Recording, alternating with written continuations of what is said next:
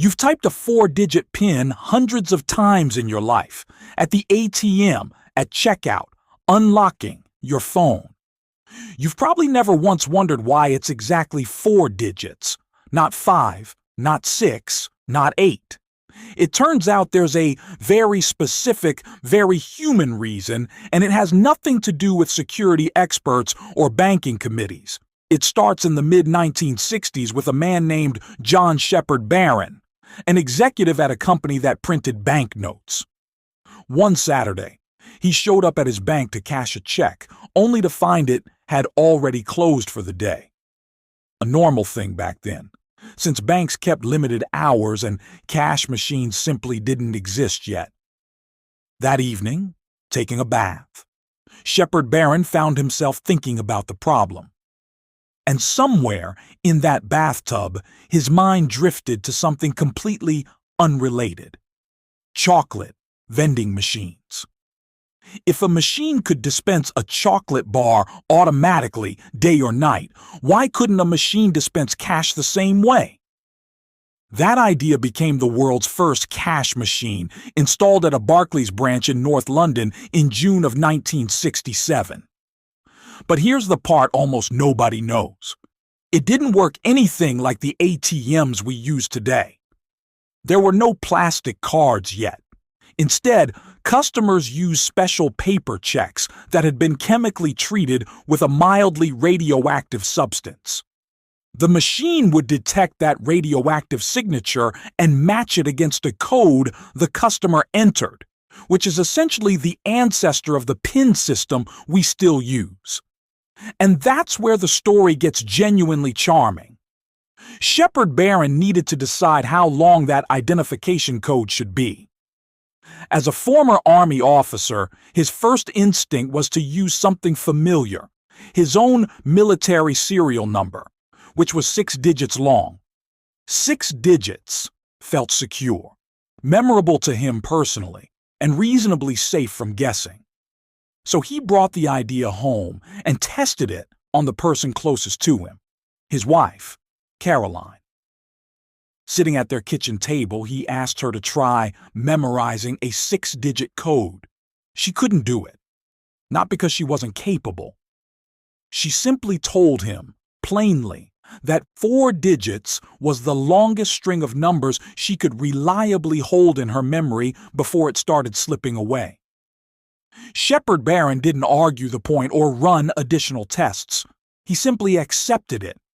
If his own wife, a capable adult, found 6 digits genuinely difficult to remember, he reasoned that ordinary customers standing at a cash machine in public would struggle even more. He cut the code down to 4 digits. That single kitchen table conversation became the global standard. Today, more than 1.7 million ATMs operate worldwide, and the overwhelming majority still default to that same 4-digit length Shepherd-Barron settled on because of one honest conversation with his wife. Here's an interesting wrinkle worth knowing, though, because the full history isn't quite as simple as one man invented it all. Around the same time, a separate Scottish engineer named James Goodfellow was independently developing his own version of a cash machine. And it was actually Goodfellow, not Shepherd-Barron, who filed the patent for the specific idea of combining a PIN number with a reusable plastic card, the exact system that eventually became the modern standard worldwide. Shepherd-Barron's original machine used those one-time radioactive paper checks, not cards at all. Goodfellow's design is the one that more closely resembles the card and PIN machines sitting outside your bank today. Both men, working independently, arrived at strikingly similar ideas around the same moment.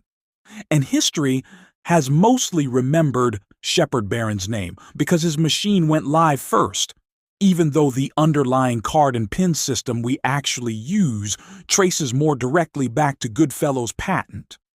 There's one more detail about Shepherd-Barron worth knowing.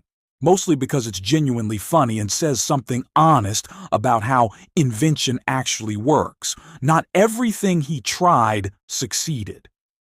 At one point, he attempted to solve a completely different problem, seals interfering with fish farms, by building a machine that played the recorded sounds of killer whales underwater, hoping to scare the seals away. It didn't work. The seals weren't frightened off at all. If anything, reports suggest it drew more of them in, curious about the noise. The same mind that reshaped global banking also built a machine that accidentally became a seal dinner bell. Shepherd-Barron himself said the moment he truly understood the scale of what he'd built wasn't at some banking conference or award ceremony. It happened years later, while on vacation in Thailand, when he watched a farmer step off a bullock cart, remove his wide-brimmed hat out of habit, and calmly use a cash machine in the middle of a rural village. A piece of everyday infrastructure so ordinary to that farmer that it had already become invisible. The same way it's invisible to you every time you tap in your own 4 digits without a second thought. So the next time you're standing at an ATM, entering a code you've typed so many times it's practically automatic, there's a real story sitting underneath that small, ordinary moment. A man in a bathtub, a chocolate machine, a rejected 6-digit idea, and a wife who was simply being honest about her own memory, quietly becoming a global standard that outlived every one of them.